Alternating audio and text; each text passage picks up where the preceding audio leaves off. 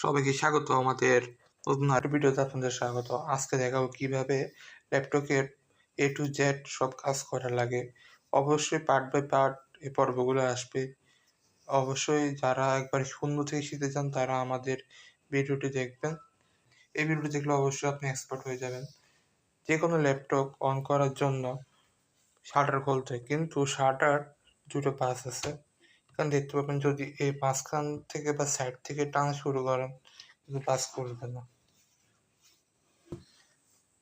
এই সাইড থেকে টানলেও কিন্তু বাস খুলবে না।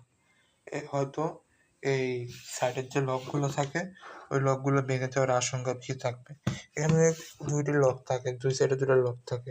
তাই ল্যাপটপ ওপেন করলে সবসময় মাঝখান থেকে ওপেন করবেন।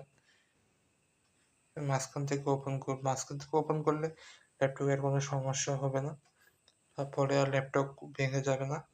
ভালো জিনিস হলো এখানে মাউস প্যাড আর কিবোর্ড দেওয়া থাকে, কিন্তু এগুলো দীর্ঘস্থায়ী ব্যবহারের জন্য না।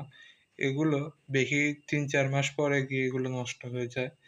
আর ডিসপ্লে ক্যামেরাতে অবশ্যই দেখতে পারবেন সামনে একটি ক্যামেরা থাকে, ক্যামেরা প্রোটেক্টর থাকে, কিন্তু কম্পিউটারে কেমন ক্যামেরা থাকে না, তাই ক্যামেরা কিনে নিতে হয়। অবশ্যই আজকালের যতগুলো ল্যাপটপ আছে ওগুলোতে ক্যামেরা প্রোটেক্টর ইউজ করা হয়। ক্যামেরা প্রোটেক্টর থাকলে খুব সহজে আপনাকে কেউ দেখতে পারবে না বা আপনার ল্যাপটপ হ্যাক করলেও কোনো সমস্যা হবে না। আর ল্যাপটপ বন্ধ করার জন্য সবসময় আস্তে ধীরে ল্যাপটপটা বন্ধ করবেন, নাহলে ল্যাপটপের যে লকগুলো থাকে এগুলো ভেঙে যেতে পারে। আর অবশ্যই ল্যাপটপের উপরের যে আবরণকে রক্ষা করার জন্য স্টিকার বা ডিসপ্লে যে কাগজ বা ওয়ালপেপার, কিবোর্ড কাভার এগুলো লাগিয়ে দেবেন। এবার দেখাবো ল্যাপটপের বিভিন্ন পোর্টের কাজগুলো। এটা হচ্ছে চার্জার কেবলের কাজ, দিয়ে আপনি চার্জ দিতে পারবেন। এই ল্যাপটপটা সর্বোচ্চ 1.5 ঘন্টার ভিতরে চার্জ হয়ে যায়। বর্তমানে ল্যাপটপগুলো খুব ভালো কাজ করে, তাড়াতাড়ি চার্জ হয়ে যায় এবং আপনি চার্জ দিয়ে দীর্ঘ সময় ব্যবহার করতে পারবেন। এটা হলো ইউএসবি পোর্ট। ইউএসবি পোর্ট দিয়ে আপনি বিভিন্ন ইনপুট আউটপুটের কাজ করতে পারেন। কিবোর্ড মাউস থেকে শুরু করে পেন ড্রাইভের কাজ থেকে শুরু করে উইন্ডোজ সময়ের কাজ থেকে সব করতে পারবেন। এটা হলো এইচডিএমআই এর কাজ। এইচডিএমআই এর কাজ হচ্ছে মূলত প্রজেক্টরের কাজ। আর এটা হচ্ছে টাইপ সি কেবল দিয়ে আপনার বিভিন্ন মাইক্রোফোন সহ বিভিন্ন কিছু ইউজ করতে পারবেন। যেমন আমার কাছে একটা মাইক্রোফোন আছে, আপনাকে দেখাবো। দেখতে পাচ্ছেন এভাবে মাইক্রোফোনের বিভিন্ন সংযুক্ত করতে পারবেন। আর সাথেরটাও কিন্তু আপনি ইউএসবি মূলত হচ্ছে হেডফোন জ্যাকেট ব্যবহার করার জন্য। অবশ্যই ঠিকঠাক চাপ দিয়ে এটা লাগাবেন, না হলে কিন্তু আপনার আওয়াজ পাবেন না। দ্বিতীয়ত এখানে পেয়ে যাবেন আরেকটি ইউএসবি কেবল। সাথে পাবেন ক্যামেরার কার্ড কি।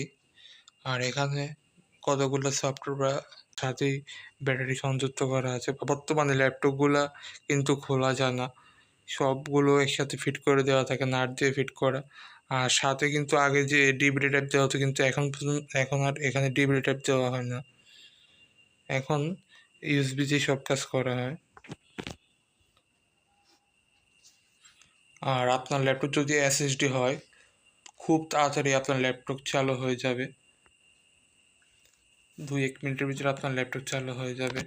এসএসডি ল্যাপটপ মূলত এখন খুব আপনার ল্যাপটপ যদি সব কিছু ওকে থাকে আর ভালো ল্যাপটপ হয়, এসএসডি হয়, তাহলে খুব তাড়াতাড়ি আপনার ল্যাপটপ চালু হয়ে যাবে।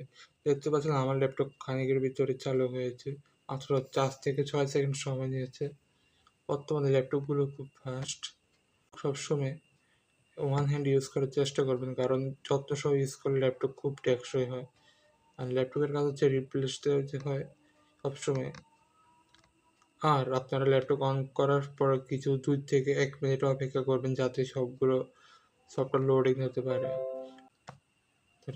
ল্যাপটপ শাসক নিয়ম হচ্ছে মাউসের রাইট বোতামে ক্লিক করে রিপ্লেস দেবেন।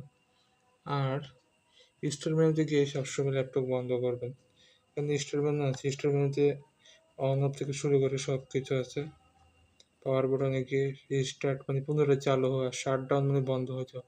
আর স্লিপ মানে হচ্ছে আপনার কোনো কাজ এখনও রয়েছে এটাকে স্থির রাখার জন্য স্লিপ করে, যেমন স্লিপ দিয়ে দিলাম, এখন কিন্তু আপনার কাজের জন্য ল্যাপটপ এভাবে স্লিপ হয়ে গেল।